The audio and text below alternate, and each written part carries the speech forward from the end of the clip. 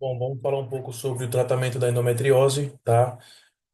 Acredito que é a sexta parte da aula sobre endometriose. Vamos falar primeiro sobre o exercício, tá? Exercício no tratamento da endometriose, basicamente ele tem vários benefícios, tá?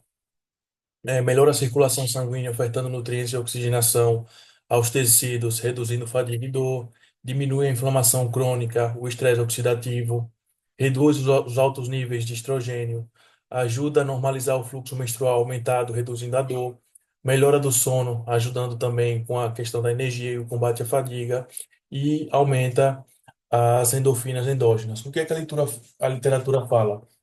O que a gente vê, pelo menos até o momento, é que na literatura disponível é inconclusiva quanto aos benefícios do exercício para mulheres com endometriose. Porém, a gente sabe que o exercício, independentemente de qualquer patologia, ele sempre é válido. Logicamente, quando a pessoa não tem nenhum tipo de condição que contraindique a atividade física, né? O potencial papel benéfico do exercício deve ser comunicado para mulheres com endometriose sintomática, tá? Logicamente que também a atividade física ela vai exercer uma série de efeitos benéficos sobre sintomas associados, seja endometriose ou não, mas, infelizmente, como eu já falei, não podem ser determinados, esses efeitos não podem ser determinados de forma robusta com base na literatura existente. Em relação à dieta, a gente sabe que uma dieta saudável pode consistir em alimentos que são anti-inflamatórios e não alteram os níveis hormonais da pessoa com os alimentos orgânicos, tá? Uma dieta rica em frutas e vegetais, acompanhada de carne magra, por exemplo, patinho moído, aves, ovos ou frutos do mar, pode ajudar a reduzir os sintomas da endometriose, tá? Alternativas com baixo teor de lactíneos ou sem laticínios podem trabalhar para reduzir a inflamação sem causar problemas digestivos, né? A gente sabe que a ingestão de alguns alimentos ela pode reduzir os sintomas de dor, náusea e cólicas em mulheres com experiência de endometriose, tá? Uma dieta muito famosa que a gente poderia considerar é a dieta mediterrânea, né? Agora a gente vai só fazer uma observação sobre a relação da testosterona, perdão, a relação entre a inflamação e a deficiência de androgênios, tá? A gente sabe que a testosterona ela tem uma ação anti-inflamatória e em mulheres com endometriose e infertilidade já existe evidência de aumento da inflamação e redução de testosterona, tá? Níveis mais baixos de andrógenos estão associados ao aumento da dor, tá? Os andrógenos, eles controlam os principais processos funcionais que regulam a função endometrial. Então, os receptores androgênicos são mais abundantes nas células estromais do endométrio normal e a desregulação da biossíntese de andrógenos está associada a patologias endometriais e função endometrial prejudicada. Agora a gente vai falar um pouco sobre os problemas relacionados com os anticoncepcionais hormonais, tá? Primeiro é que na verdade, não é um problema, mas a gente sabe que os anticoncepcionais orais contínuos, tradicionalmente, são a primeira linha de tratamento, tá? É, Tem a questão que ele pode ocorrer a falha em responder à terapia com progesterona devido a baixos níveis de progesterona, do receptor de progesterona, tá? Isso faz com que persista a ativação da aromatase no endométrio, apesar do anticoncepcional oral, tá? E o resultado, logicamente, é a ocorrência de cirurgias repetitivas que aumentam a inflamação, a fibrose e as aderências. Os anticoncepcionais hormonais combinados, tanto os agonistas GnRH e os antagonistas, são tratamentos tradicionais supressivos e não curativos, como a gente já tinha falado anteriormente. Sempre a gente vai considerar os efeitos colaterais, tá? E a gente vai entender também as limitações da ação anticoncepcional para mulheres que têm endometriose e desejam ter filhos, tá? Agora vamos falar um pouco sobre a gestrinona, tá? A gestrinona, que também é conhecida como etilnogestriniona, tá? É um esteroide sintético do grupo 19-NO. Lembre que eu falei para vocês que a gestrinona tem uma similaridade desde o ponto de vista bioquímico e estrutural com a trembolona, por exemplo, com a nandrolona. Então, é um esteroide sintético do grupo 19-NO, tá? e é usado principalmente no tratamento da endometriose. Foi desenvolvido mais ou menos ali em 1970 e a partir de 82 atraiu maior interesse devido aos efeitos terapêuticos, tá? Possui ações antiestrogênicas, progestacionais, androgênicas e antiprogesterona, tá? O que a gestinona faz basicamente? Ela diminui os níveis de SHBG, aumentando assim a testosterona livre, tá? Ela pode suprimir os picos de LH e FSH, levando à redução nos níveis de estrogênio. Isso é importante, porque a gente sabe que a endometriose é uma patologia de dominância estrogênica, tem um efeito direto sobre o endométrio e os receptores do foco endometriótico, com efeito antiestrogênico, tá? E estudos metabólicos mostraram diminuição do nível de triglicéridos totais, tá? Assim como também do LDL.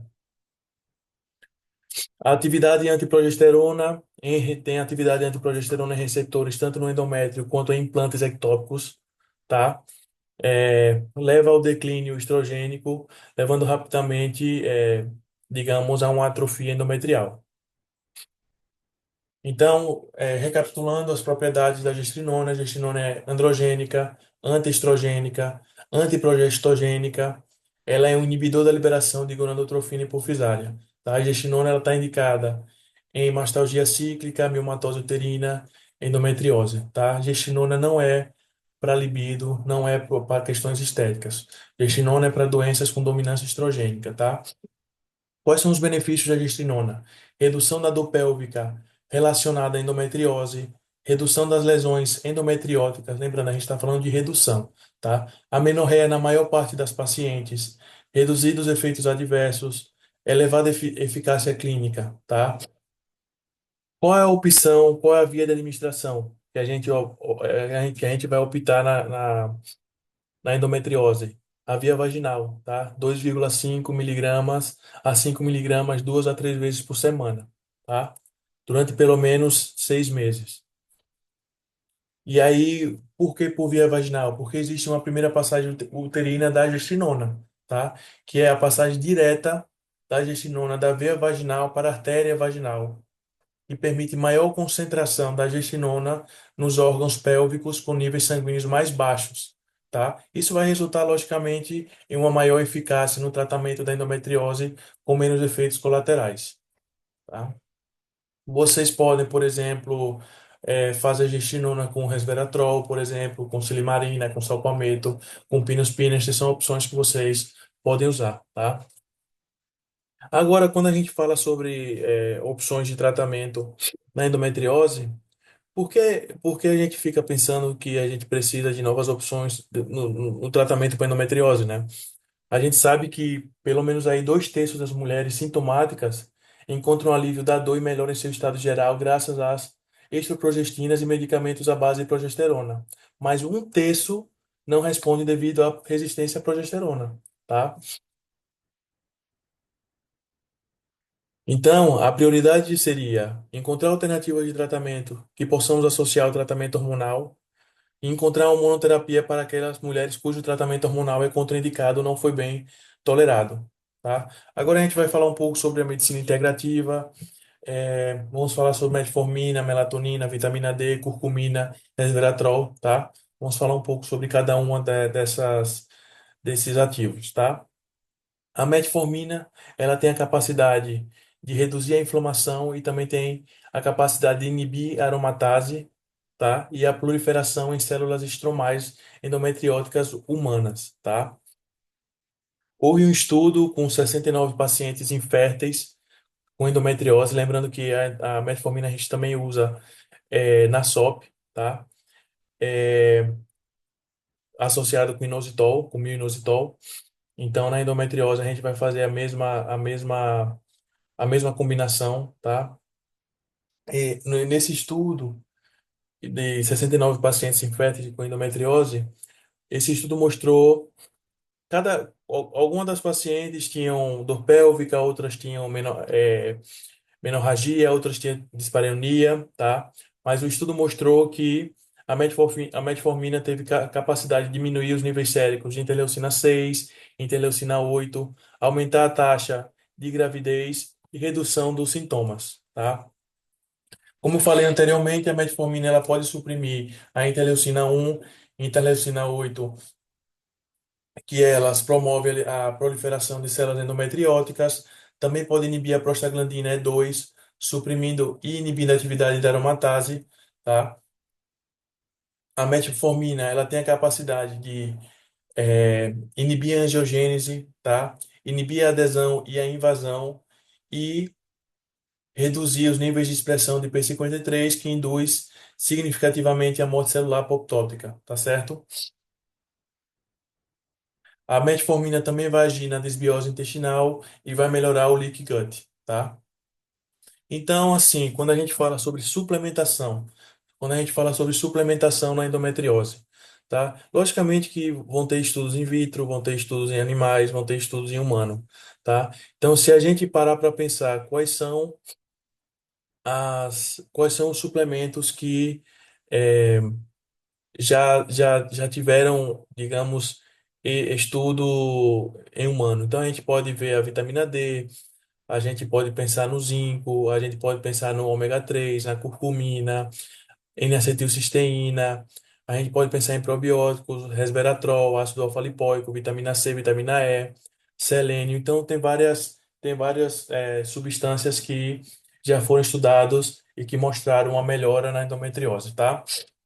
Agora a gente falando um pouco sobre o inositol, tá? O inositol, ele também tem a capacidade de diminuir a expressão da aromatase e ele tem a capacidade de aumentar a biossíntese da testosterona. Lembrando que a testosterona é anti-inflamatória, tá? O uso prolongado ele vai aumentar os níveis de androgênio, ou seja, de testosterona, justamente pela diminuição da expressão da aromatase, tá? Então é lógico que o inositol ele tem seu espaço no tratamento de doenças ginecológicas estrogênio dependentes, tá? A suplementação seria, o correto seria por tempo prolongado, ou seja, mais de 3 meses, tá? E seria em altas doses, doses maiores a 1.200 miligramas por dia. Agora a gente vai falar sobre um pouco sobre N-acetilcisteína, tá? A N-acetilcisteína, ela tem uma ação antioxidante tanto direta, tá, quanto indireta. Do mesmo jeito, ela tem uma ação anti-inflamatória, tá? E ela tem a capacidade de restaurar grupos, digamos, de sulfidril, que vão regular a questão de estados reduzidos da glutationa, tá? Ácido alfa-lipoico, o ácido alfa-lipoico tem várias ações, tá? É um dos principais antioxidantes. Normalmente, quando a gente vai associar N-acetilcisteína com ácido alfa-lipoico, a gente usa 1.200 miligramas de N-acetilcisteína, ou seja, 600 miligramas em duas tomas, e ácido alfa-lipoico 400 miligramas em duas tomas, totalizando 800 miligramas, tá? Ômega 3, a gente sabe que o ômega 3 tem a capacidade de combater a inflamação, produzindo mediadores eicosanoicos pelo EPA, tá? Que tem uma ação anti-inflamatória. Ela tem a capacidade de competir com a produção de mediadores de ácido araquidônico, tá? Que são pró-inflamatórios. Perfeito? Ela tem uma ação, além dessa ação anti-inflamatória, ela vai inibir o NF-kappa-beta, ela vai inibir o ácido aractônico, como eu falei, consequentemente diminuir os níveis de tromboxano, de prostaglandinas, diminuindo assim, consequentemente, também a inflamação, tá? Teve um artigo, tá, que mostrou que mulheres com níveis circulantes mais altos de EPA são menos propensas a ter endometriose. Então, ômega 3 tem ação anti-inflamatória, antiproliferativa e antiangiogênica, tá? A dose, logicamente, são doses altas, pelo menos 2 gramas por dia, tá? Agora a gente vai falar um pouco sobre o resveratrol, tá? O resveratrol é um composto basicamente de origem natural, tá? É uma fitoalexina produzida em resposta a um processo de estresse mecânico ou biológico, tá? Tem um grande potencial para o tratamento de diversas doenças, principalmente encontrado em cascas de uva. Tem alguns efeitos colaterais, logicamente, como sonolência, cefaleia frontal, tá? Mas quando ocorrem são efeitos leves. Tem um efeito anti-inflamatório importante, tá? Através da inibição da síntese de prostaglandinas e também tem a capacidade de exibir atividades indutoras de apoptose também, tá? O papel da alimentação e nutrição na endometriose, a gente já sabe que, por exemplo, frutas e vegetais podem oferecer uma certa proteção na endometriose. A gente sabe que a vitamina D3 diminui os marcadores inflamatórios, diminui a dismenorreia, a dispareunia, diminui a dor pélvica crônica. A gente sabe que a vitamina C e a vitamina E têm efeitos antioxidantes, tá? Então, tem várias questões que estão associadas com a alimentação, tá? As doses de resveratrol, elas vão variar entre 73 microgramas até 5 gramas, tá? Eu, particularmente, eu gosto de usar transresveratrol, tá? Que é a forma pura, tá? E eu uso particularmente 100 miligramas, tá? Agora, falando um pouco sobre a melatonina ela tem a capacidade, digamos, de diminuir a dor por diminuir, digamos, sinais nociceptivos, porque melhora a qualidade do sono, tá? Então, existem vários mecanismos antinociceptivos da melatonina, como liberação de opioides endógenos de células pituitárias, tá? Isso vai produzir analgesia pela via clássica, vai ativar canais de potássio e bloquear canais de cálcio, tá? Então, o cálcio intracelular vai estar diminuído, tem a capacidade de neutralizar radicais livres e tem a capacidade de reduzir proteínas pró-inflamatórias, tá? A dosagem, a dosagem da melatonina, a melatonina você pode usar até 10 miligramas por dia, logicamente que você vai usar à noite. O grande problema da melatonina é que tem gente que não responde a ela, tá? E tem pessoas que também acabam tendo pesadelos vívidos. Então a gente tem que ir titulando até ver qual seria a dose adequada, tá? Depois a curcumina a gente sabe que tem um potencial efeito inibitório tanto na inflamação quanto no estresse oxidativo, quando a gente usa, normalmente é de uma dose de 500 miligramas, 2 vezes ao dia, tá? A vitamina D, mulheres com endometriose, a gente sabe que mulheres com endometriose, elas apresentam níveis mais baixos de vitamina D, tá? A gente a literatura acredita que a hipovitaminose D pode ser um fator de risco para a endometriose, tá? E quanto menor os níveis séricos de vitamina D, maior a gravidade da doença. Por que essa vitamina D ela é tão importante no controle da endometriose? Porque a vitamina D tem a capacidade de reduzir a angiogênese, tá? Através da diminuição da expressão do fator de crescimento vascular endotelial, tem a capacidade de reduzir a inflamação induzida por citocinas inflamatórias e por prostaglandina, tá? E tem a capacidade de fazer imunorregulação também, tá? Sempre se pergunta se qual seria a dose segura de vitamina D, tá? Houve um estudo que mostrou com mais ou menos 4.700 pacientes durante vários anos que mostrou que doses de 5.000 I a 50.000 I por dia parecem ser seguras, tá? E na revisão, acabou entrando na conclusão que para todas as mulheres, a dosagem de 10.000 I por dia seria uma dose segura, tá? Basicamente seria isso o que eu gostaria de falar sobre a suplementação e ativos na medicina integrativa em relação à endometriose, tá? A gente já comentou um pouco sobre o tratamento clássico e agora a gente comentou um pouco sobre o tratamento da integrativo, que é bastante interessante, tá?